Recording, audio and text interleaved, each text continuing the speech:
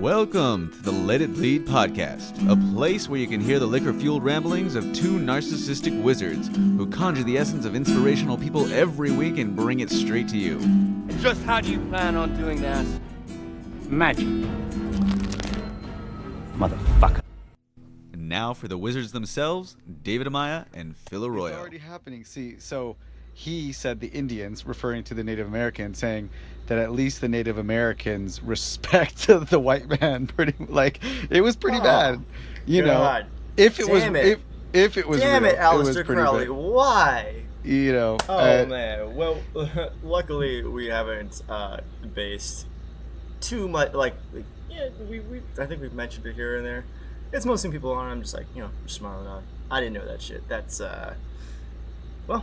Well, you learn something every day, but it's also a good thing to just realize, like, you know, you can move on from stuff like that, not to get too attached to an idea. What he can't do is take away the idea of magic. Exactly, that lives beyond him and beyond one man. Even if you coined the term, nah, fuck that guy. We own it now.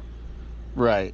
Yeah. Well, it could have, you know, the whole basis for the article was to like get people to stop putting K at the end of magic and like you stop referring it to it that way just because, you know, it comes along with this guy. But it could also have just been a really like angry hipster that's like is that like, true though? Like the idea that like it like belongs to that guy or owns that guy. Like you know, I feel like I've used it in so much context and it has definitely taken on a meaning that like does not involve that, but like is it explicitly a thing?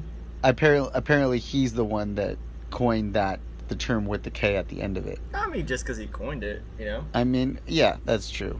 Anyways, that's just some interesting shit that I learned today. Been learning a lot of interesting shit lately. I feel like, you know... The Snapple caps are getting real specific. This is I mean, it's been a really interesting week, whether or not you believe in, you know, the change of tides and the stars having anything to do with our reality and its outcome.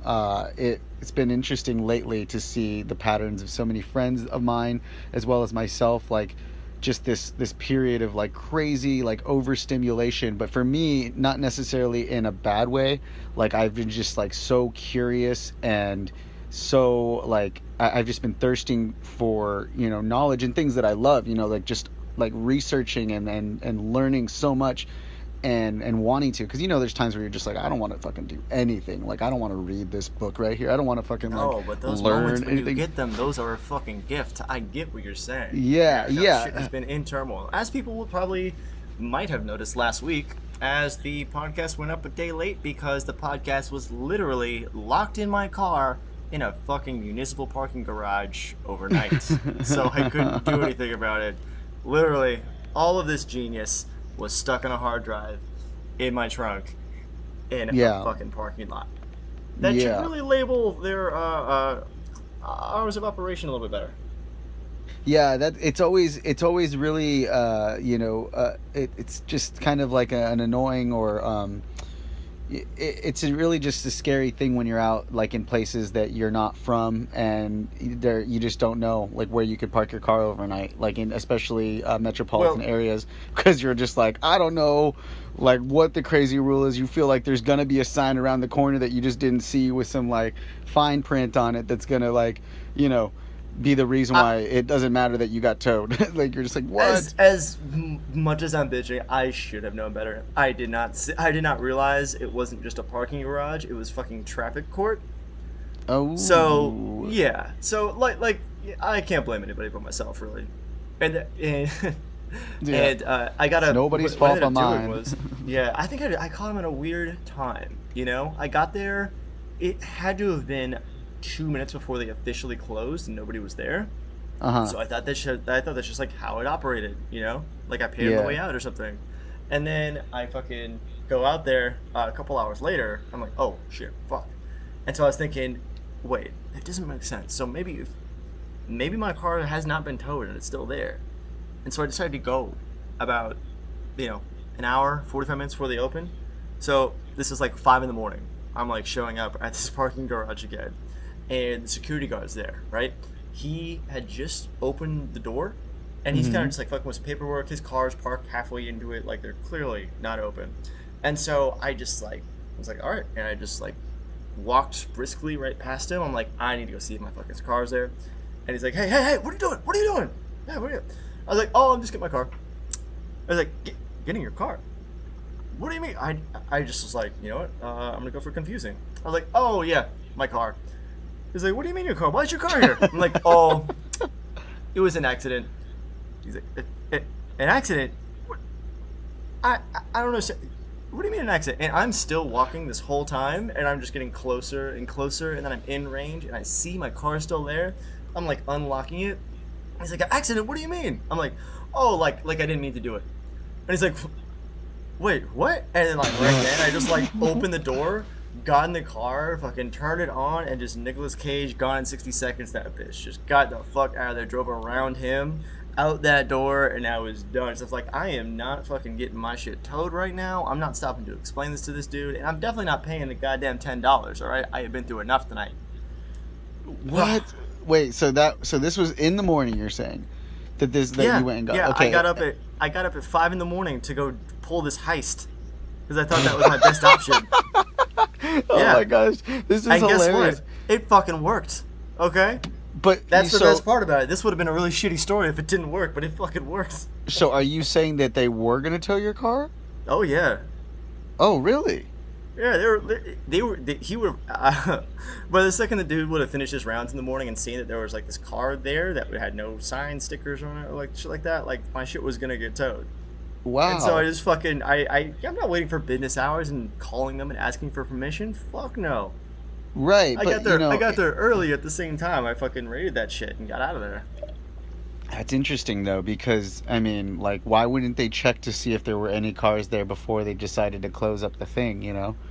Well, I must have pulled in at like 5:58, and the garage closed at like 6. So I feel like I feel like I must have kept missing them at these odd hours, and like, I mean, you know how it is. Sometimes you don't always pay attention at work. Like, people are people, you know.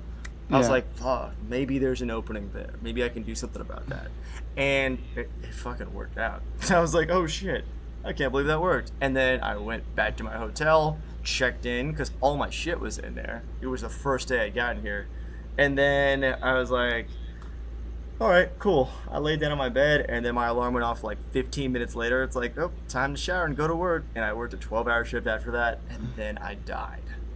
So these are the kinds of things I do for you people, including recording an intro from a hotel room. So actually, I'm kind of late to dinner and kind of late to the final night or company party. Looking forward to that. It's going to be sick.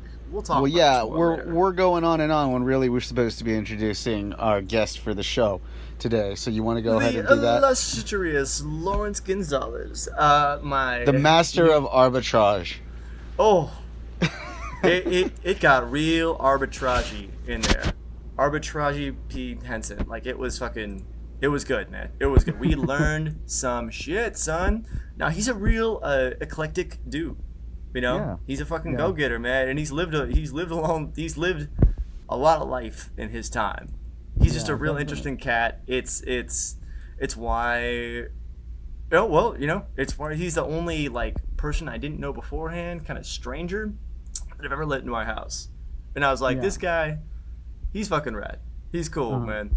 And you know, just everything that he was about just kind of really fit in with the theme here. So we said, all right, let's rock and roll, let's party, man, let's talk. And we had a great conversation. Yeah, definitely. I dug his vibe. Really just honest guy, you know, look you in the eye and just tell you what he's passionate about, and that's what I dig, you know. It was nice to have somebody back on the show. Since we've been doing a lot of the, you know, one-on-ones since we've been busy out and about, traveling, this and that.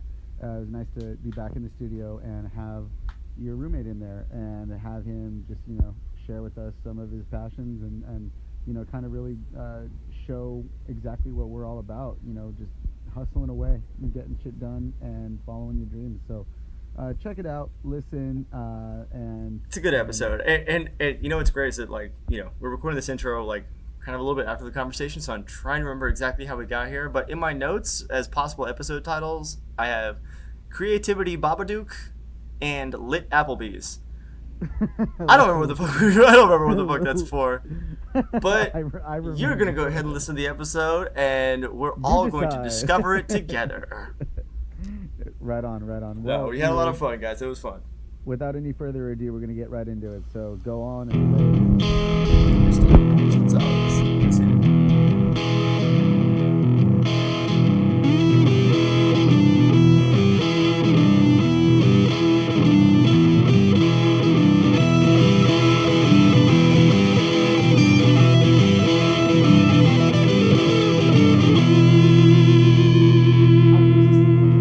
Well, I can't hear it. It's just a little different. But yeah, it's good. I think it's in another spot right now. I do like the Go cartridges. ahead. I'm gonna chill on that. I like that that I could smoke them at work all day, They're like accessible. at my desk. They're convenient, right? They're very convenient. That's like but- the growing segment of the market right now. There's like, I want to say it's making up like 20-30% of sales now. But Flowers going down, everybody's going for those cartridges. fuck, does it make me unproductive and eat a lot because I just smoke it so much Yeah. more. It's not like you got to go outside to like light it up. When I can literally just so- hit it anywhere at any time, I find myself hitting Hitting it it so much everywhere, that I all just the don't time. even know when I'm high. Mm-hmm. Like I just get past being high, and then there'll be just a point where I'm tired and I'm ready for bed. Yeah, and that's the things with those things is they make me tired. Sativa or indica, it's Oh, really? it just puts me out. It makes I feel it the next day. Oh, well, see, Oh, that's still. the Yeah. way it is. I feel Damn, which one's like I have energy until I pass out, and then the next day I'll wake up groggy in the morning Yeah, because I'm the like, groggy feeling. because you're you just know? like, it's kind of like, yeah, it's like, you just smoked all fucking day, and so your body's just trying to, wake the Yeah. fuck up from this beautiful slumber that the weed puts you into. It's like, dude, I don't know what else to do but just knock your ass out. It's like when Yeah. you drink too much, you could gain a tolerance and not act drunk, but eventually you're gonna black the fuck out or pass Yeah. the fuck out. Like there's no way So if around you it. just have a recovery day for your recovery day. Yeah, at least the recovery day for Just weed planning just ahead. makes you a little tired in the beginning, With alcohol, I've said it many times before, but I'm fucking just about over it, Like I just have to like cut it off. Because you always get the people talking about moderation and shit.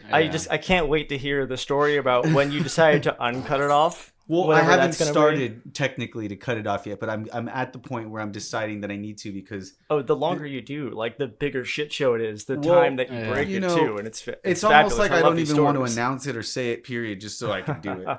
Because Saturday I went out again and I wasn't even gonna go out. I wanted to stay home and work on some art, but I was like, I've been kind of just cooped up and either working or just like kind of isolated by myself. I should go out and just kind of hang out and chill in my friend's backyard, having a bonfire. I won't drink that much. I can control myself there. Next thing I know, I'm waking up on a couch that I don't remember falling asleep on in the morning. And Art in the Park was that day. And I also didn't realize that I had work that I didn't get it covered. And so, also, it was supposed to rain. So that's kind of what I was like expecting to happen. It was like a 60% chance of rain the night before. And just to my luck, as it would happen, fucking it's not raining. So Art in the Park's on, but I couldn't fucking make it. By the way, Art in the Park is this event Yeah, that I I was host gonna at the ask. I was like, park. what is Yeah. this?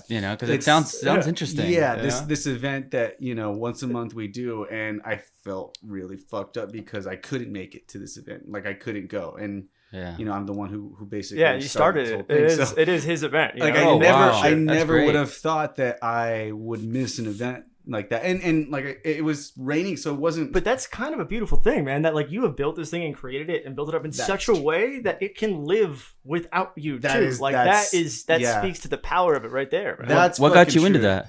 What got me? Yeah, into, what made you get to into start that? To start it, yeah.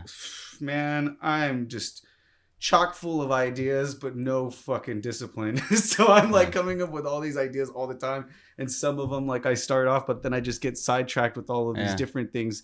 I guess with this in particular, it was this simple idea that came from going to the park where our friends like had a day where they called it a flow day. We're just gonna go to the park and flow. And so like, do you like go to the festivals and stuff? Yeah. So then like what flow like toys like staff spinning and poi and all that stuff, like the people that go and do like fire spinning. Yeah. Essentially. Oh, So, okay. So like without the fire, that's what they were doing at the park. And I was there with a friend checking it out and thought, damn, this is like a really cool park. It's kind of, it's not too far from everybody, but it just seems to be really chill. Like I feel like we could do something regularly here. Like, I feel like we could do stuff and not have to worry about like, I don't know. I 13 times later, how many times has anybody come to break it up?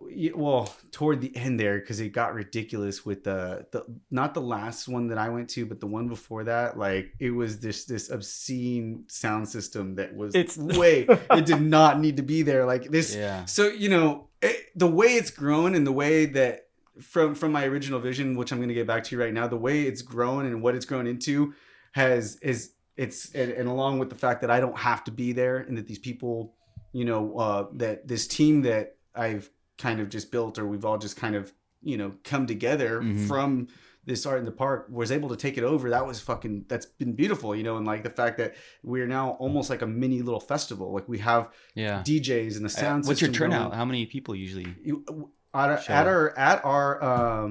At our 1 year anniversary, it was upwards of like closer to 100 people. It was I would say at least 100. Especially with people coming and going all day. Coming and going, and so for sure throughout the whole day, over 100 people. I mean, it was a great turnout and all ages.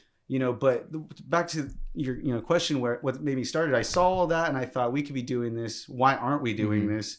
And also just because art in general is so underrepresented here in Orange County, especially, like you have communities in LA and even down in like San Diego, and I'm sure up in the like Bay Area and other parts of the country where like art is a much more it is the community, it's part of their culture. It's out of it and shit like that. It's part of their culture. People engage and interact and like they collaborate with each other. There's places where are kind of like little hubs for artists where they go and feel creative. But in Orange County, there really isn't anywhere. They've started doing like the art walks in Santa Ana, but that's mostly the vendors that come out, set up, and then they go home. Like they're not, there's not really like this, at least from what I've seen, there's not really like this just kind of raw, organic like movement going on. And so I thought, how hard could it be to create something like that? And the idea is simple enough to just get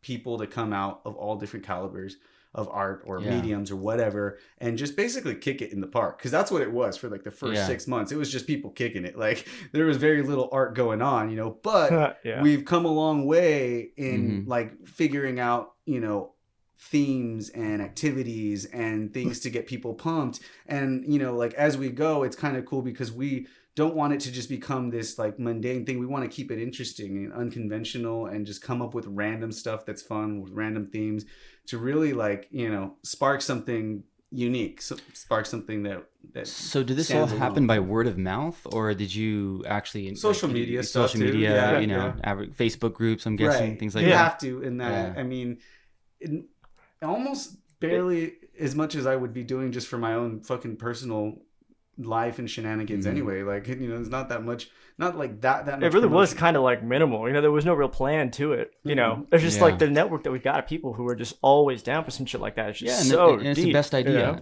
Or you're doing what you love. And, exactly. Your passion eventually becomes a business. Well, it's a way to get everybody to come out and do whatever they love and like be able to do it in an area where the vibes are so high from just doing that like something's bound to like fucking happen. Something is bound to like whatever, however you want to like, whatever metaphor you want to use. You can like just imagine that all of this energy and these creative different talents that can go to a greater cause, a bigger project, some sort of art expression. Like, and we want to get into installation art. We did our first stage at the Lost in the Sauce Music Festival about a little over a month ago, and that was like our first thing that we worked towards as a team. And like sky's the limit, honestly. And we're just bringing in that's awesome. And I think that's this guy knows missing. It's something that's missing in this society is community. People are lacking community. Yeah, we're just hungering for that, for sure. Yeah. And I'm not sure what test this was, but I remember that there was this this lab test they did with rats. And, one example, they put the rats in this maze, and, the rats had to go find, this water. So they find this thing of water, and it's full of heroin or some strong type of drug. Mm-hmm. And they would constantly go, and they either end up dying or killing themselves. Uh-huh. And then the other example, what they did is they had a rat community, a group of rats that were already had a bond. They were family. They were, they were having a great time. They had balls. They had tunnels. They had everything. They had good food, good water. Uh-huh. They put those same rats in the test, and those rats didn't drink. They gave them an option. In the first example, the same thing. They had an option between clean water or meth, and they chose the meth. Mm-hmm.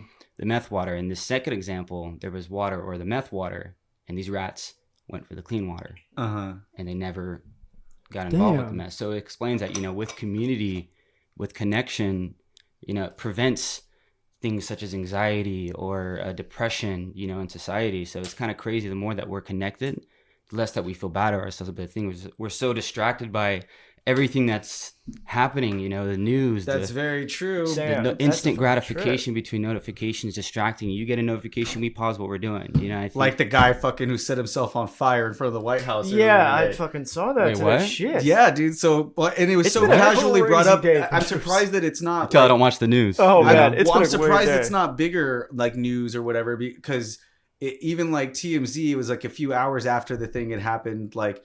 Because they were one of the ones that were right there. They're always like the fucking getting shit up there right away too. Like, yeah. And I was like, still didn't know like what was going on with them. So it's unclear whether it was a stunt with a suit or if it was, like.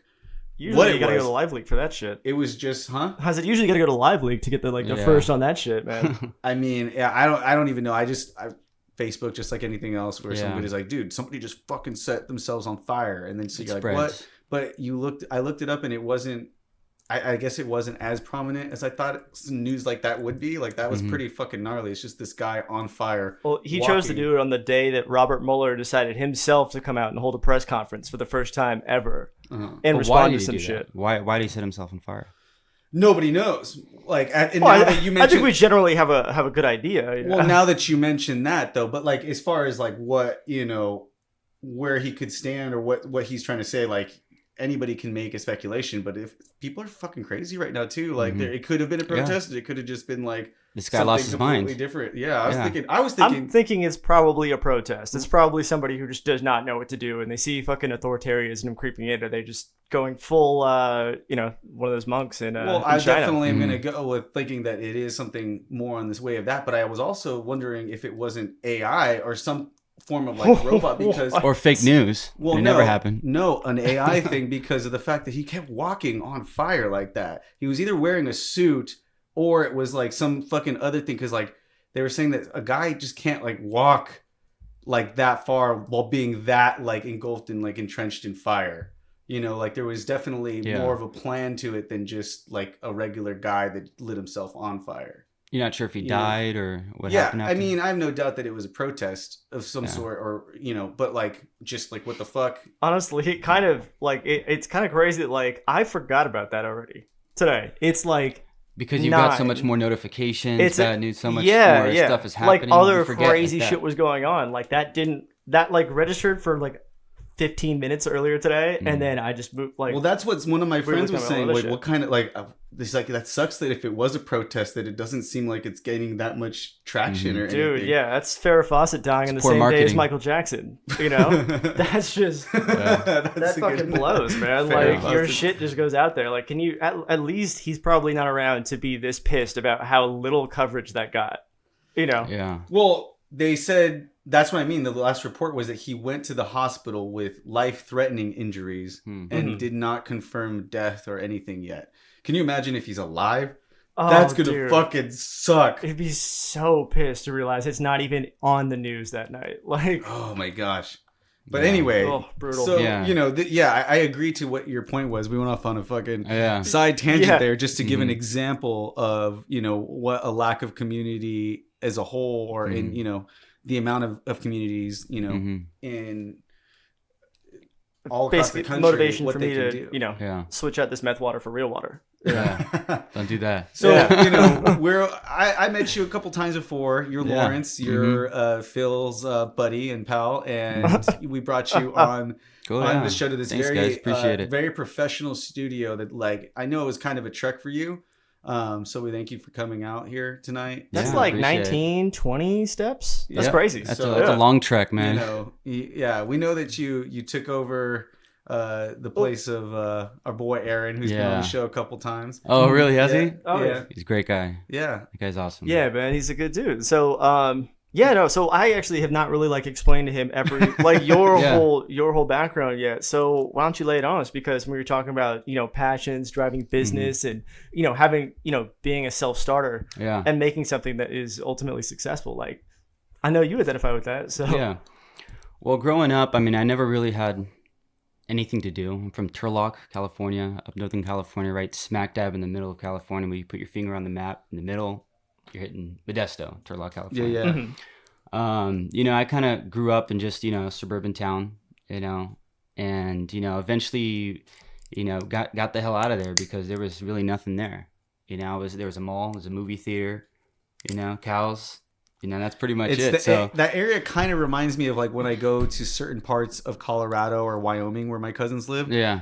Like it's just like they have, like you're saying, they Yeah, have it's the just mall, nothing to do. the mall, the but movie you get theater. distracted by, the town, which, at my age, 17, 18, I was already starting to drink, I was smoking and, partying late at night, doing irresponsible things and, just Hood being, rat being a stuff kid. with your yeah. friends. And, and I thought to myself, hey, if I stay there, there's no way, I'm going to be able to change or to better myself. Uh-huh.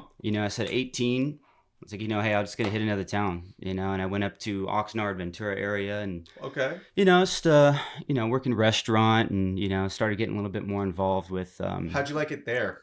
it was beautiful. By the It was beach definitely and stuff? difficult. Yeah. Like, Port Hueneme. I don't know if Okay. you ever heard it. Oh, all right. Port Hueneme. I don't know if you're familiar. Not. Nah. Not It's a too nice closely. private little beach.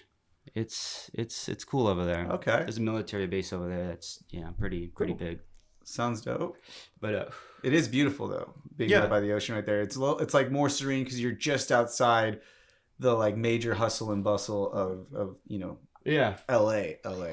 Yeah, so at that time, I was getting kind of pushed to be on my own, be responsible. And at one point, Is that self-imposed or is that? yeah, self-imposed. Okay, I know for if sure. I stuck around at my town, like I was just going to be playing beer pong, for the rest of my life. It was really cheap to live, but I needed to adventure. I needed to step outside the comfort zone, and just do it. So I think we all know the type, yeah, and then eventually I went back home for a little to recoup, and the biggest kind of thing is, well, at first when I was younger too, maybe around like 15, 16, my dad was involved like network marketing, and those whole big mirror things that they call pyramid schemes and all that. Yeah, multi-level marketing. I've got my stories with. Yeah, that. I think we've all been This guy knows. involved in one or the other, and I had, and that was a good experience. I'm not going to say it's bad because if I wouldn't have done that, I wouldn't have found future interest in marketing ourselves. So just my dad jumping on that, seeing him being ambitious, I kind of took into that. Like, what, let me check this out. So I did that for a little bit, and saw motivational speakers. I was involved with great people that were very focused and self-driven, and since then I've always wanted to kind of be into just doing my own thing, marketing and sales, or just being self, I guess, motivated. Always something to kind of work for. So, I ended up working for a marketing company, and where you can kind of promote from within. Mm-hmm. And, that's how I came out here is, I got promoted up to, management, ended up owning my own business. Wow. Didn't end up turning out well, but, it did because, when they say, sometimes you learn, sometimes what's the quote? Sometimes you win, sometimes you learn. Yeah. You never really lose. There's always experience gain on failure. Mm-hmm. And I wouldn't say I'd failed because I gained experience. So Exactly. Yeah. I put a lot of time into that, and there's so much benefits of just learning how to work the back end, and learning about compliance and just doing things right. And that's always been kind of like, anytime I get involved with a company, it always has to have a good message. It has to have a good story. I can't be doing anything that I wouldn't be excited about or motivated about. I could definitely agree to that. And I'm also in sales myself, and there is a struggle, man. Like especially when you're selling for other people, you know, and doing that, because even if they have great causes, you know, it is for a great cause, it still might not necessarily be what you want to put your heart and soul into, because you want to sell your own stuff. And I'm kind of like working and learning, as you said that you are too, from all of these different experiences, definitely not taking them for granted, and kind of, you know, staying in certain areas and places, or having stayed in certain areas and places where people would have said, and still do, you know, don't waste your time, don't get out of there. And you know, it's like, I kind of see it for what it is, based on what it has been with, like, well, fuck, that wasn't my ideal thing. And I was there a little bit longer in the moment than I would have liked to have been. But looking back, if I hadn't stayed there for that long, I wouldn't have experienced or started to understand all of, you know, pretty much everything that goes into that, the goods, the highs and the lows, you know, and like known how to deal with it. So it's crazy, because I do like just feel almost as if like I'm being guided by myself, but like it's something I think about all day when it comes to that, because that's what I want to do, is eventually sell myself. You know, they always say you could be you're a good salesman, and it's like, well, I don't want to be a seedy salesman. Like I don't want that, because it makes you great. I know some salesmen that are like great salesmen, but they're fucking pieces of shit. You know? So but you can. I've come to learn and accept that you can be good at selling and also have integrity, and also like, you know, sell, you know. Because at the end of the day, it's bridging that gap. You know, it's authentically believing in this and just trying to communicate the message of that well to somebody who you hope is going to receive that, right? You know, like sales can be just that, like in like that pure form. You know, I like taking that approach whenever like the situation comes up to me, but you know, oftentimes I don't have to. I just straight up will not like even try. I remember like working for it's not everyone's cup of tea. Yeah. You know? I had a client, or my agency had a client that was like one of those multi-level marketing scheme. It seemed like that. I don't know, but they're like, oh, it's this like juice with like, you know, what do they call them? Like power fruits or something like that. Yeah. Or super fruits. Yeah. That kind of thing. All the antioxidants, just every buzzword we can mash onto a thong. No, it was like a orangey juice. Yeah. But anyways, I'm just like, I can't bring myself to like do anything with this shit, you know? Yeah. Like, 'cause it's rough, man. So what are you doing? Like, what are you using, you know, your sales background and marketing background for right now? Well, I'm kind of like doing a couple things. For one, I am involved with an e-liquid manufacturer, which, you know, I kind of wanted to work with, because, you know, I used to smoke cigarettes too. And, you know, I eventually quit using one of those devices, you know, when they're the little cigalikes that, you know, looked like a fake cigarette, you know, and, you know, that's what got me off. And, you know, I actually, you know, haven't vaped, you know, and I would smoke here and there, but, you know, I eventually, you know, got involved with this company where it's all about, you know, harm, you know, reductive, and it's all about the best quality, you know, of, and being the best example, because in the industry right now, it's full of, you know, cartoon character boxes and super cheap, you know, imported overseas, bad ingredients. Just and so a race to the bottom, you know? It is, you know, sleazy, you know, marketing.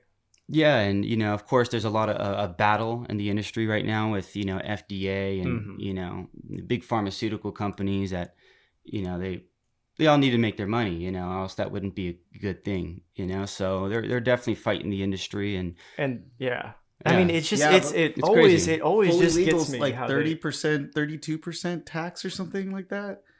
On fully legal on products, because I don't know, for THC. Sorry. For THC and weed. I'm thinking of a whole different thing right now. You're talking about tobacco. Tobacco, like cigarettes, like the vape pens, you know, like the mods and stuff. Like Essence Vapor, you know. Yeah. Right. You know. Man, it always like it rough. bugs me how they like, you know, just officially classified it as a tobacco product, and now like the tobacco industry just kind of turns that around and uses that on vapes. They're trying to demonize it. Basically, so they can get rid of those and just put this idea out there that it's somehow worse, or it's not, you know, it's bad for you and shit like that, which, you know, not smoking is always better than smoking, but Yeah. smoking vapes is way better than smoking cigarettes. Yeah, exactly. But now it's like, oh, okay, we can just turn all of our like money and influence and turn that energy in and start, just putting all this fucking propaganda out there to get those things banned, and then they kill their own competition with their own what do you call it? Their own punishment that they were supposed to serve. Like, I don't know, that shit just that bugs me. I fucking hate the tobacco. I mean, they classify it's 95% safer than cigarettes. And how many people has it killed? None. Yes. And they're trying to ban it and take it away, because if the cigarette companies don't make their money, it gets ugly, especially for the states that have, deals with those companies. Yeah. But, I guess on the other thing I do is a lot of retail arbitrage. It's something I always find fun. Are you guys familiar with retail arbitrage? And so we totally know what that means. But, for the people at home, like stupid, I'm like, no, we totally, like, we get it. We know that. I use that word all the time. Yeah. But, like, for anybody who doesn't know, why don't you just drop a definition for us? Yep, retail arbitrage. Basically, you buy products that you find in the market, and, you sell them at a higher price. What I do in particular is, I go to Goodwills, I go to Salvation Armies, and I find things at lower price, like Disney collectibles, or what if it's soccer shoes, or whatever looks like it's in decent shape, or something I'm familiar with too. It's fascinating though. Yeah, it's being enticing. able to do that. I was watching a Simpsons thing where they were kind of like poking fun at that sort of thing. Yeah. Like just a minute ago, because I've been binge watching The Simpsons, but it reminded me of that in Arizona. There's that one show, I don't know if you watch it, where that guy, like in Phoenix area, like there's this, I forget the name of the show, but dude's like a character in himself, but that's what he does. He goes out with his buddies and they like go to the swap meets and they find things that, they can sell for like a lot more money and go and do that. And I thought that is fascinating, because I mean, technically what I do for a living is something like that, except it's not with memorabilia and all these other things. It's with vintage fine art. Like I sell like that kind of stuff. Awesome. But that's how it works, is like you buy these cells and you got to make a profit, so you flip it around and it's, I mean, you're ultimately making somebody happy, like, because they take away you're finding something for them. But that's crazy to me. Like, how do you know? How do you spot something? Like, do you, like, because to me, I'm just like, oh, I don't know the value of like everything, or how to I think spot it's a about how collectible. much Like, you could I sell wouldn't, somebody on something, because I like, or how stoked you could be on something. Is there a way to like know its value, or do you kind of just, from my understanding, it's like how much you're like real specific in one category, right? Well, it depends. I mean, like if it's prepackaged stuff, I mean, they have the apps where for example, it's an Amazon scanner. You go in the shop, it has a barcode, you scan it. It'll show you how much it is on Amazon. Okay.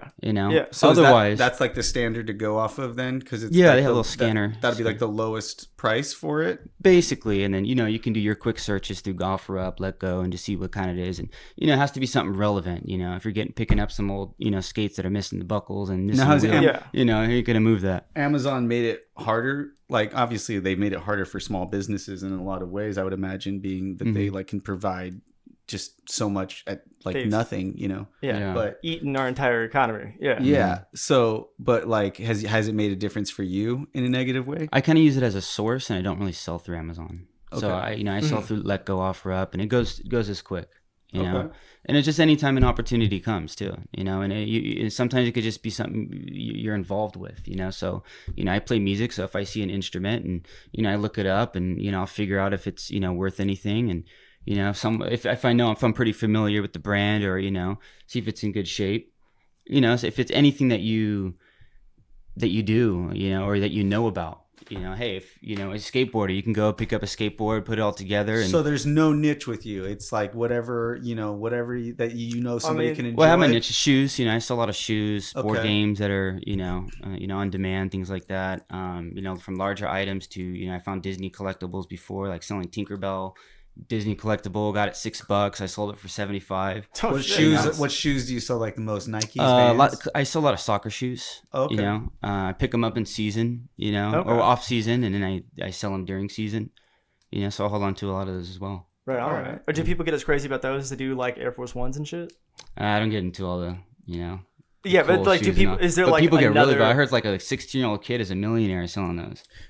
Yeah, multi. That's crazy. No, I've seen these people. It's fucking insane. I don't get that shit at all. But I was wondering if like Adidas and like soccer shoes, if they had like a similar like fanfare, or is it that specific set of like sneakerheads who are just out of their fucking minds? Yeah, I mean, if you can find a good pair, like, ones People that would are, go crazy for it. Yeah, and they'll shit? go, Okay. so certain, when the Messi's came out, things like that, Okay. But Damn. in general is what I usually go for, because you don't, go there and just, expect to only find shoes. You got to kind of be open for a couple items to have, larger kind of selection of what you're looking for, about, you're familiar with. So what was like the first thing that what was it called, arbitrage that you like experienced? Is that the way to say it? I went to, I was like, that's a good question. Like, what was the first time you went? It was actually funny. Yeah. How many arbitrages did you do? Well, I went to about 4 stores and thought I found nothing. Like I went to like one store, looking around. I'm like, how the hell do I do this? What am I looking for? 7 years ago. Yeah, and I'm just looking around, and of course, I had some mistakes of buying certain items. I ended up sitting on, having to sell for it, because it's very competitive in the market right now too. When it comes down to like cell phone cases, like everybody's selling cell phone cases. It's got to be pretty unique in itself, and it's so cheap to make in China. It's cheap here, Yeah. So Yeah. there's certain products that you want to kind of. So is it just? It's like Margins is the most important thing. You want to make margins. When I was in junior high, I had no idea about margins or anything. I just had a very, very general sense of like knowing that I'm going to sell these things, which were Hot Wheels. Yeah. I would go and buy. It was actually Joey and myself, my best friend Joey, and this was like before we had become like super, super close. Like his dad had this dope ass collection of Hot Wheels, and so I was just getting into like Hot Wheels for some reason. I don't know. Fast and the Furious was out around that time. I was like all stoked on cars. I start collecting Hot Wheels, and then he starts hyping me up on like giving me the knowledge on like certain Hot Wheels that are like more collectible and whatnot. And so I go and I just start fucking acting like like I got this shit. I bring out supply boxes with them to school, and I would sell those and bottle rockets. So I'd sell these Hot Wheels to kids for like $5-10.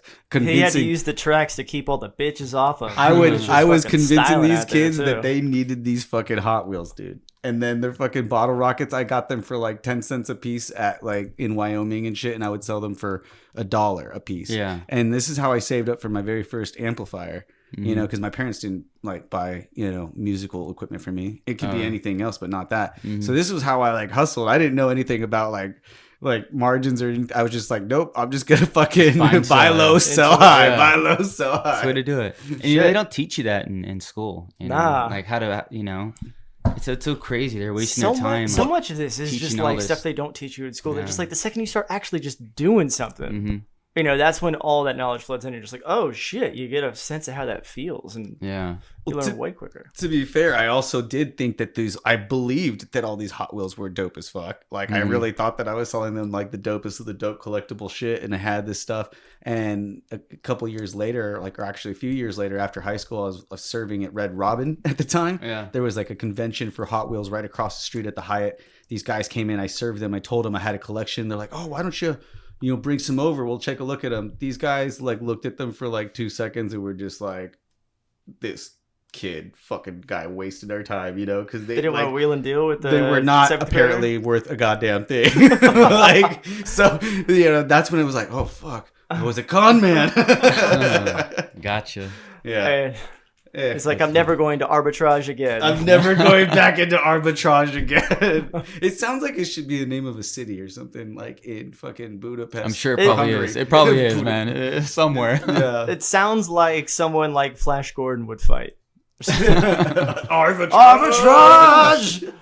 Oh, god damn you. Well, it sounds like the common through line in all this is that you guys are selling your passion too, just like what you were saying. Kind of sticking in that niche, whether it's shoes or Hot Wheels. But you said you make music. Yeah. So what kind of music? Like, are you pursuing that in any other way? Yeah, actually, it's a big passion right now. My lady's she sings, and I have like a I guess I'm a multi-instrument. So I play piano, guitar, drums. So you're a duet. Yeah, kind of. Yeah. Well, I don't do much of the singing. Okay. You know, I don't got the voice for it. Right But, on. you know, I do most of the, you know, I get a loop pedal, you know, I'll throw on the loops and start, you know, put a beatbox in there for her and, you know, get a good vibe going. Oh, did Phil mention to you that we've added live performances from all musicians as part really? of the segment too? Yeah. So Oh, cool. We're gonna get that Yeah, going. shoot, you know what? Hey, we'll do that next. My lady would love to do that. Yeah, we should. Anyways, yeah, sorry to interrupt you. You go on. No. Basically, that, you know, that's the gist of it. I mean, we're in the process of kind of building an album, kind of putting something together, and it's for shits and giggles. And you're producing this yourself? Yeah, we can. You know, we're just trying to keep it very natural. You know, we're not, I guess, not looking for the whole, like, you know, intense recording session. No, getting yeah. everything. You know, we want to kind of give it that live kind of feel, you know? I think it's kind of unnecessary at this point. There's a right? charm that definitely comes with a lot of those, and I've heard of it too. Where exactly. It's just like, it makes it more unique, gives it character. It comes with a visual, you know. Well, and it's kind of becoming the standard. Like beat labs are just in general, and people's, like, you know, most of my friends that are producers for bass music or even house music are doing this in their rooms, you know, like, and even when they record tracks, like, yeah, you're supposed to have a booth or whatnot in traditional recording. Yeah. But I learned from recording an album like 5 or 6 years ago, when I was, you know, making music. I made one album with my friends, and like never thought that would happen, you know, but like, because back then you thought, well, you have to know somebody with the studio, with the booth and all of this shit. You had to, had to be that way.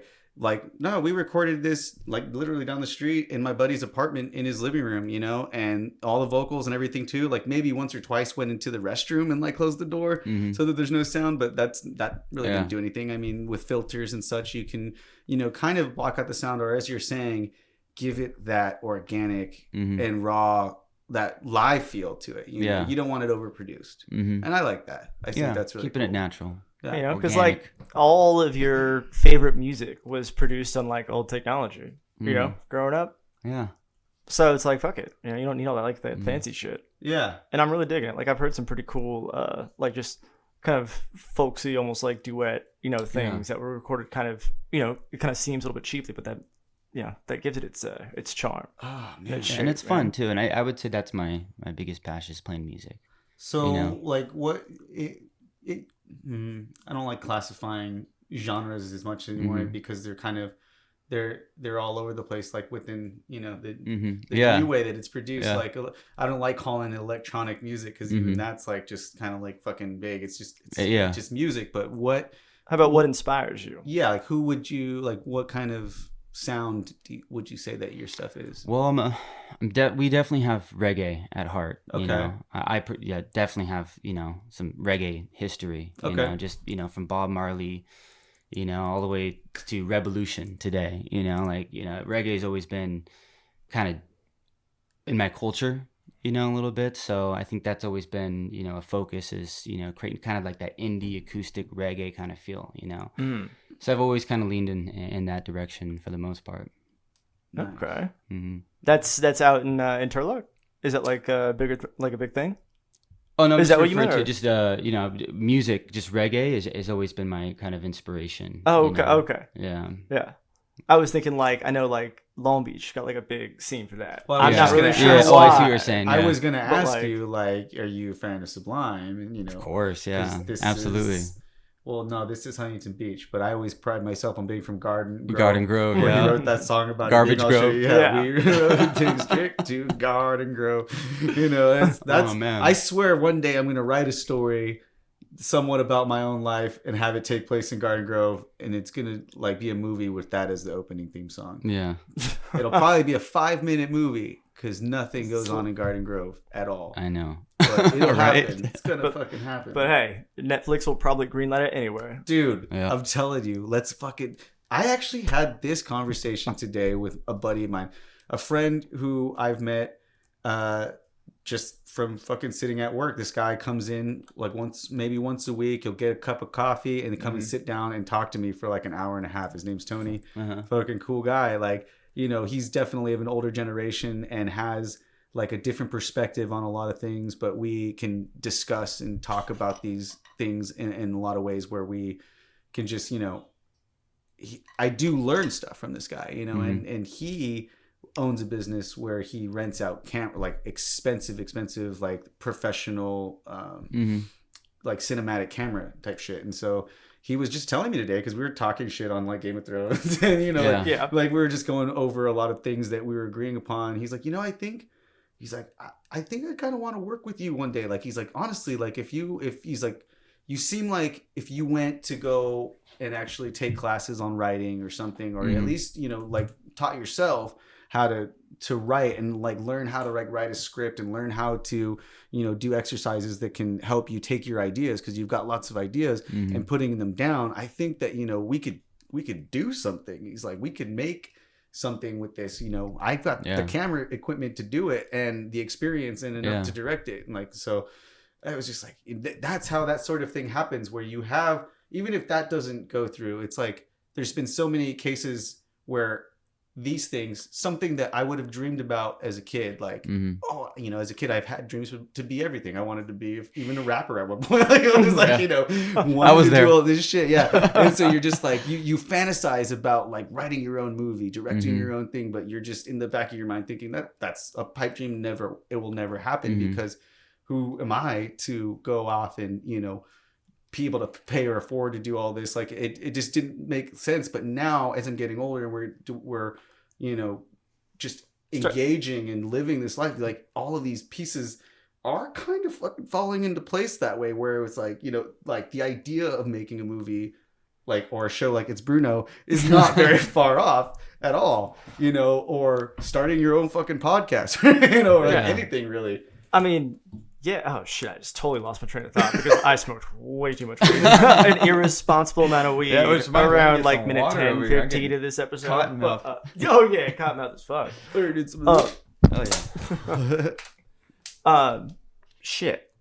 What were you saying? I was talking about how eventually all of these dreams have been manifesting, you know, all of these, even though they're like loose dreams, and not to give myself a pat on the back or say that like, oh, I'm going to be a director or anything like that. But it's the idea and the possibilities keep opening up. And I've seen enough things happen already in my life that I didn't really think would happen, or I could never have imagined that I would have actually done this or that. You know, I didn't know that I was actually going to create an album one day with my buddy when I was a little kid, obsessing over all of the, you know, musicians and people that I really wanted to, like, you know, to kind of copy, you know, like, but here I am doing my own thing. We're starting to kind of learn, like, that's the secret. It's like, oh, nobody feels like they should be, you know, kind of where they're at or doing what they're doing. And they're all equally, like, every time you put something out, they're just like, oh, fuck, this is shit. Everybody's going to figure out that I am terrible at everything and I should just go fucking die in a hole.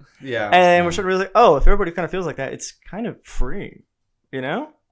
It's like, shit, man, that's, it seems that much more, like, attainable. It's that much more real. Yeah. You know, you take it off that pedestal. It also, for some reason, makes it a little bit more sad. In some ways, you're like, man, I wish they would just know that, you know, they were worth something, or like what, you know, the positive effects that they've had on somebody's, you know, life. Well, I think at the end of the day, they can balance that out too. But it's that, like, you know, is it that, like, that voice never goes away, and like the second you like just look at it, you make friends with it, you shake its hand, you go, okay, you like make peace with it, you're able to actually like move forward and do some shit. And the more you do, the more people are like, hey, you're good at this, and the voice gets a little quieter, you know. Right. But it never goes away. But that's okay, you know. It's the Babadook. Yeah, it's the art, the creative Babadook that always haunts us. You know, you just got to compartmentalize that shit in the basement next to your dead husband. Spoiler alert! Fuck. Oh man, shit. But yeah, I mean, that's cool. Where you say you're doing it just for fun, or like, are you gonna be putting it out, like trying to do shows? You know, trying to. I think that's you know, our goal has always been to hit the road. You know, we wanna live the van life. What kind of van are you gonna get? Oh man, we have. I don't know. We're thinking. I think about I want to this get a lot. like a nice Sprinter van and just deck it out, dude. But dude, I also want to go classic and, you know, get something that, you know, it's got a little vintage feel to it. And our buddy just or a guy, I actually just met him at Desert Hearts this past year, but he's a buddy of a buddy, and like Dave has been telling me about this guy for a while. His name's George, and he got this Sprinter van, and he like just like, I guess it's like, I don't know, upwards of $200,000 or something. Yeah, like, you get everything pricey. that went into it, you know, because he's got the shower. It's a lot in of there. work. Yeah, he's got it like to where it's a house on wheels essentially, you know, and so it's like its own little motorhome, but it's much more I would say comfortable for driving, you know, like in getting in and out of places. Like driving a motorhome, like a big ass fucking motorhome. Yeah, it's gotta suck if you gotta can't park them everywhere. Like either. if you gotta go somewhere, you could get a bike or maybe like, you know, a moped or something like that. But it like to go with it, but it just, you know, you can't really just get up and just go drive it. You know, you don't want to just get up and drive it off to Irvine to go see a friend or something, or wherever. You're like, nah, fucking you're not trying to like jam a Winnebago to the fucking Taco Bell drive-through. Turning a tight corner. Yeah, that's not not a good look. That's out the window. Then got to get the Sprinter van. Yeah, and the Sprinter vans you can stealth in those things too. I'm not sure if you're familiar with stealthing, but what does that mean? Basically, you can go anywhere, you know, and if it's, you know, the vehicle's built right where the light doesn't escape inside, you can literally park anywhere and no one will ever know you're there as long as you can park there. Oh, you know, so well, I mean, you know, Walmart's, things like that. I think they let you stay 24, 48 hours, things like that. But some cities are gnarly and like, especially like up the coast in the beach area. Because I remember thinking to myself when we did sleep.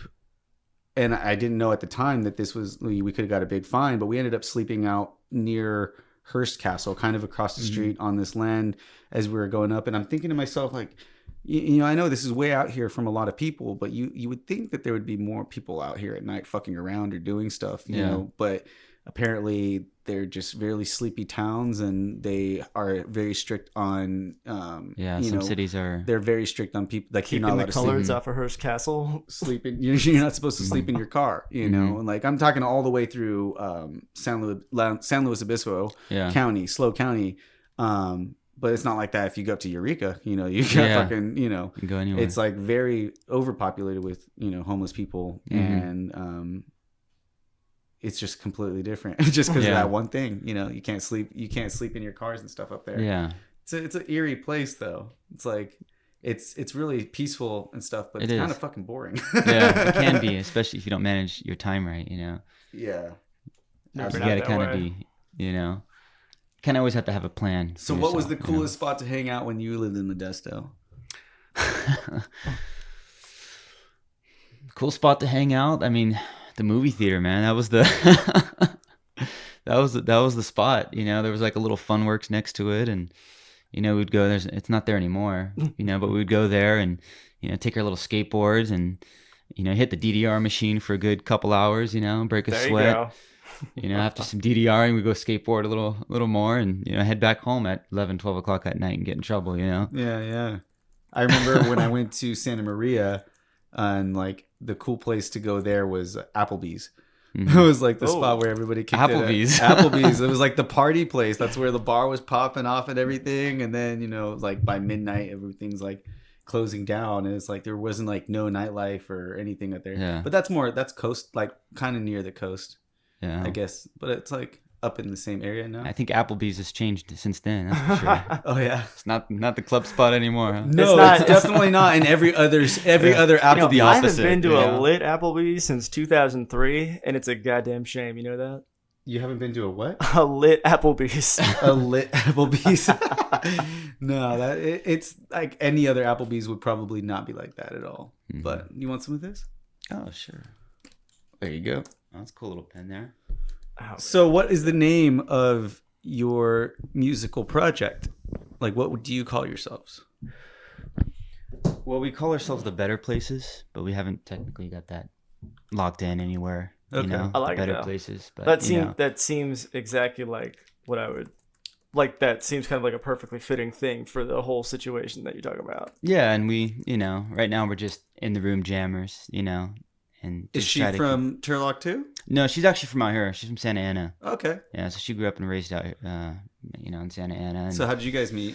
I picked her up at an Express. You know, I used to work at Express in Northern California, and you know, I popped over here. And when I met her out here, I was dropping off. You know, I had a shirt from down there. I was exchanging it down here in that time frame, and you know, I met her across the register, and you know, spit a few verses to her, and you know, locked her in. Wait, what? The fuck? I have to go back. So you both worked at Express?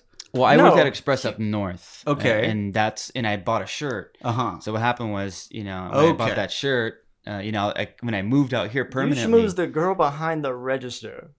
Like, no, This that's guy. that's a ball. That's a dope move, man. Yeah, I've Yeah, I never, made a couple I've never had compromises. that Like, kind of never balls when works. it came to like talking to women. I just like sit in the corner and kind of try to like hope to play that like ignore Yeah. them and then maybe they'll talk to you sort of thing. Yeah. It Wait, doesn't see if really- they look back a it couple doesn't- times, right? Doesn't really work out that way ever, but yeah, I've never been one to go up and like spit game at somebody like that. It's interesting. Yeah. That's good for you, man. Yeah. You fucking were 1 for 1 with that. You Yeah. know? That's dope. Good. Yeah. So we've been together 5 years now, and we weren't always into music. She liked to sing, I liked to play, but we never intertwined. Okay. So just the last year or so, year and a half, I would say, we started putting some stuff together and making our own songs. And Yeah. So what was say, the you're initial? Oh, go ahead. Sorry. Mhm. No, I was just gonna say, are you guys doing originals and stuff too? just we could do covers, Yeah. some covers. I mean, we don't have a very expanded library, but we got our favorites in there, and we're working on our own music, our own songs, and just trying to get creative and do things together with each other too, which is important in a relationship, is find things to bond over. Yeah. So That's fucking awesome. if man. she loves to sing and I love to play guitar and music, why not put those two things together and be creative with it? Of course there's going to be some challenges as any relationship, but Yeah. at the end of the day, those challenges and those obstacles are what make us better as a couple, right? So putting that in that position, and we've never really performed besides family, things like that, but I think it would be cool for us to be maybe on a performance on Talk Radio, Okay. the podcast. Was No, there no, was there no. any specific like spark to it though? Like you said that it didn't happen right away. So something happened where either you or her, where you It started with covers. You She would ask me if I can learn how to play certain songs, and Okay. and then I would just pick up the guitar and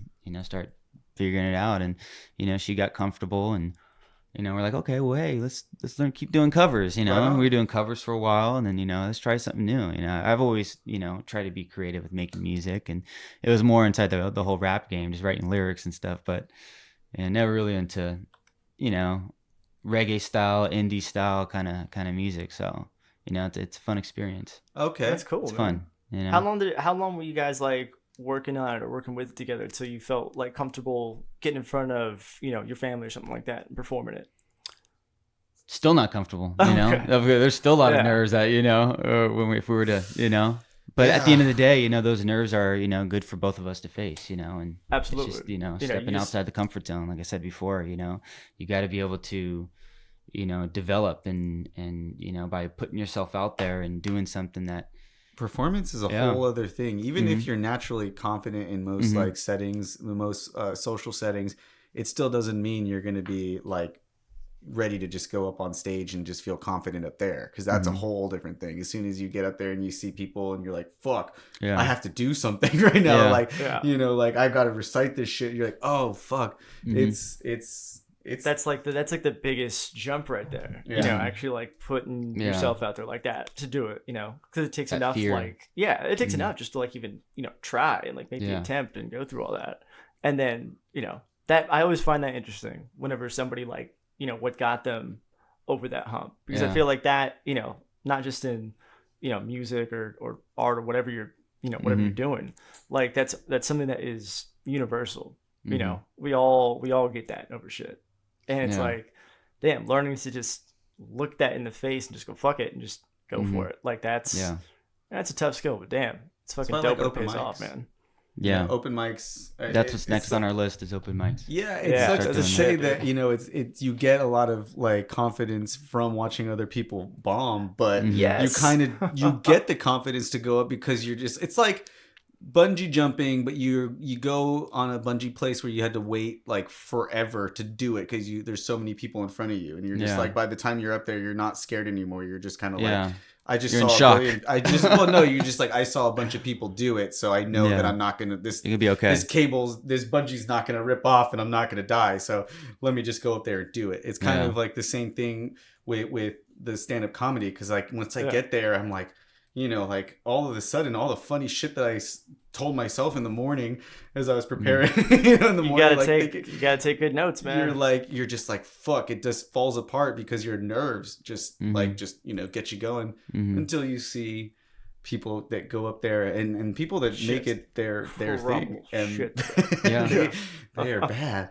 Yeah. And there's only so many times that you can go and you can watch something like that and be like, shit, like these guys, like, oh, whatever, I could do better. And then like, oh, but if you're not doing it, then you can't do better than them. Exactly. Yeah. And some so people at a certain point, it. just you got to shame yourself into being like, you know what, fuck it, I'm going for it, just to not be that guy. Because I got so much more respect for those guys than I do the ones who would just go. But like, no, I'm not really going up. But like, but like that was whack. Like, oh, that wasn't funny. Like, fuck those people, the critics who like aren't trying to make it happen. Yeah, I got way more respect for the other people. Yeah, I like. One of the things that I really like about the open mics is not only just that, but it's the community too that we're talking about in people are mostly supportive. Well, because these things, especially over here, within like the Orange County and Long Beach like radius, it seems to be like a pretty tight group of comics, and these people are all vastly like they're so just like majorly different than each other, like in so many ways. Like their personalities and character traits are so fucking just like. It's like Community from the television show. Like, they try to get all of these random personalities and characteristics together and to make this community. That's what it's like, but it works because they all have one thing in common. They all fucking are fucked up in the head, and they want to like write some funny shit about it and get it off. And like, it's cool because they really do, as much as they talk shit. I never saw a roast outside of Comedy Central, like an actual roast. But since I stopped for a while going to V's shows because I was busy with my own shit, and I know that she had started maybe a couple months ago doing roasts where they have roast battles and they like assign, somebody to somebody else where they go up there and then they have judges. And man, it's fucking gnarly. Like you're just like, oh shit. But it's so beautiful because they are super cool. Like no matter what they say, like it's respectful, and there's like a thing that like they're part of. It's like they could do that because they're kind of like family. You know what I mean? And that's what it's like for me. If I could be, depending on the person, kind of just like an asshole, but it's only like to the people who I know that like could kind of take that, not like a real asshole, more just like a dick. You'll start to say jokes that are kind of like, whoa, I wouldn't say that to certain other friends. Push but it. That's what I feel like they can do, and I think that's kind of a beautiful thing. Like they're there together, fucking, just being. I mean, everybody's putting themselves out there, making themselves vulnerable like that, and that's almost like a vulnerable. Vulnerable. And when also, Christ, that's a fun also, why does a person go to an open mic night? Think about that. Why does somebody go to an open mic night? Maybe they want to eventually do something like that too, or they just want to have a good time. No one goes there to, absolutely, judge too hard. Hopefully not. But I mean, it's mostly comics performing for other comics. Right. There are very few people, I think, who... You're going there to watch someone practice. That's what you're doing. There's just a heckler that goes to everyone. It's just like, ha ha. Oh, no. There always is, though. There are. Yeah. You ever been to Anchor Bars on Monday? No, I have not. Oh man, there's some great regulars there that do that kind of shit. I just feel bad because my etiquette is, I get paranoid about my etiquette because I'm so used to this where, we're here, we're mic'd up, we're talking to each other, but we're engaging in conversation. So when a comic's up there and I'm paying attention, like sitting close to him, and he's talking to the crowd and he's looking me in the eyes and he's asking a question, like, something like, my natural instinct is to want to respond right away, or at least like laugh or whatever. And I realize, fuck, that's like, don't do that because you're going to, like let him just fucking keep talking. You mean if you put your eyes, No, like don't chime in with an answer for every time he asks a question or something like that, because then if it is, it better be fucking good. Yeah, like if it does, it better only amplify his thing. Because if you throw him off, which one time I think I did, And I was like, "Oh shit, Eric!" Eric did too. Oh, we were just drunk, man, and we were just like fucking throwing this guy off. And no.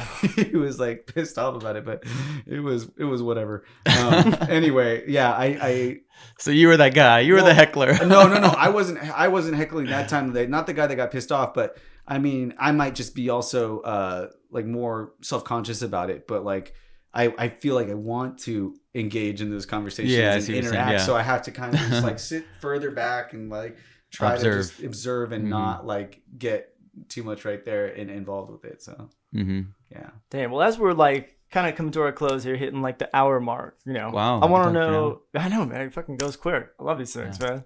And you know, I want to know like what's like the the most powerful lesson you've learned from like starting your own business, like from moving out, like just out nowhere from like at 18, just like going completely out of your comfort zone, and like doing, making your art. Yeah. Well, I mean, I would say that, a big thing is that when we want something really bad and we get there, it's never going to be satisfying. So I guess my message would be like to always expect that you're going to want more, with that, whatever it is, no matter what you're doing, we're always going to want to change. Change is the only constant, So I've always kind of looked at that in myself, hey, I always have to adapt. I always have to change, always make sure I jump, always, say yes to things, always do things, and just, take that leap of faith in something that you haven't done before. Like I said, even prior, being outside that comfort zone, anytime you're faced with a challenge, or if you're afraid of doing something that you want to do, just do it. Nike says it best. Right. Sometimes as simple as cliches. It's just, brevity is the soul of wit. It's exactly. It's the experience. Every experience is a lesson. And if you don't take that leap, you don't learn. You don't grow as an individual, and then we just become happy with ourselves. Yeah. We become, enclosed. Like bitter, people who just always, kind of wish they could, Yeah. And so they're, the kind of people who, criticize but don't do. You don't want to like become those people and just enjoy that ride. Absolutely. No, that's beautiful. That's the kind of thing I always got from you. That's why I wanted to have you on. I'm like, you know what? Cool. He'd be fucking perfect, man. Because like your whole story just exudes that shit, And I respect the hell of that. The whole show is kind of based on that. Yeah. You know? Well, I'm glad that we got you on. I'm glad to have somebody on that we could actually talk to, because we've been doing this over the phone for the last couple months. Yeah. Since we've both been extremely busy with other endeavors and shit, just a crazy time of year. So we're glad to have somebody on that we can actually, look into their life and see how they do things. And that's great. So, I think that you would definitely like to check out Art in the Park one day. And hang out and see for yourself what you could bring and who you can meet there. You never know, especially with you guys as a duet or like a pair. You might find somebody else who can contribute to your project in several different ways, and not to mention just have a great time. And so that is my transition to plugging Art in the Park for next month. And that will be on the 23rd. It looks like right now, and then Mutate will be 2 days before on the 21st. And if you have not been to Mutate, you definitely want to check that out as well. Bass music, also with storyline, and it's an interactive in some interactive theater going on inside there. So that's really dope. And then June 14th we have the Unce Decompression Party in LA at a location that I will be able to reveal later. That's thrown by B-Side. I did an event with them a little while ago, and it was pretty fucking awesome. So that's what I've got going on in the next couple weeks. What do you got going on, Phil? Oh shit! Well, I'll be hitting E3. So somebody happens to be going to that shit into video games and all that. You guys can come find me out there. But really, got nothing else to plug this week. Nothing else yet. Got some other shit in the pipeline though. We'll talk off mic. Sounds good. Well, you know what? You could always find me on Instagram at HoodRatStuff. That's HoodRatStuff with 3 Fs. Excuse you. ask our guest if you got anything that do you guys have like a music page or anything Well, I set was up getting to to that. drive people to? Not was- just yet. No, Not yet. I'm saying the guest first. Okay, guess first. Yeah. You're absolutely right. I'm just going on autopilot. No, not at all. I just, thank you guys for having me on. Awesome experience. I don't get to do this every day, so it's cool to just be able to talk about it and express myself too. So I really appreciate it. Dude, we love this shit, man. Because Yeah, if it's awesome. nothing else, if like when we first set out, we made our first one. We're like, shit. If nobody ever listens to one thing, at least it's us getting together Yeah. with people we love, like just putting the phones down, shit like that, Yeah. looking each other in the eye, and just having a conversation for an hour or two, like every week. Absolutely. good. Just man. stare at each other aimlessly and just be like, Oh yeah, just those tantric silent episodes where we just look into each other's eyes for 45 minutes. I Get the 4K camera for that one. Oh, I yeah. I honestly only come here because Frankie's here, and that's just pretty Yeah, much. little Frankie. That's pretty much everybody's. That's the only reason people are in here. Yeah. Well, awesome. And Thanks, guys. you already heard me plug my shit embarrassingly in front of you, so I'm just fucking with you. Yeah. I'm just fucking with you. But you know what I'm not fucking with is getting people to follow us on social media at Let It Bleed Cast on Facebook, Twitter, Instagram, and subscribing to the show as well on iTunes, however you get your podcasts, on your Spotify's. I tie a USB drive with the episode to a rock and I throw it through a random window once a week. It's part of my viral marketing campaign. And so, if you got somebody who you would like I recommend trying that because it's been really just effective. throw a rock with a fucking thing Yeah, around yeah. it and just have it say "Let It Bleed" and then see what they come Yes, up with. exactly. About That's that. not going to sound like a death threat at all. Yeah. And put the audio of my voice, on there, and I think it's gonna be a hit, you guys. I really do. There you go. So that or whatever you see fit. I'm just throwing ideas out there. And you guys can find me on social media at Nobody Cares Phil on Instagram and at Phil Nobody Cares on Twitter, where I am live streaming the apocalypse every day. Well, thanks for coming and joining us, man. I'm looking forward to hearing your music and seeing what kind of arbitrage I can get from you.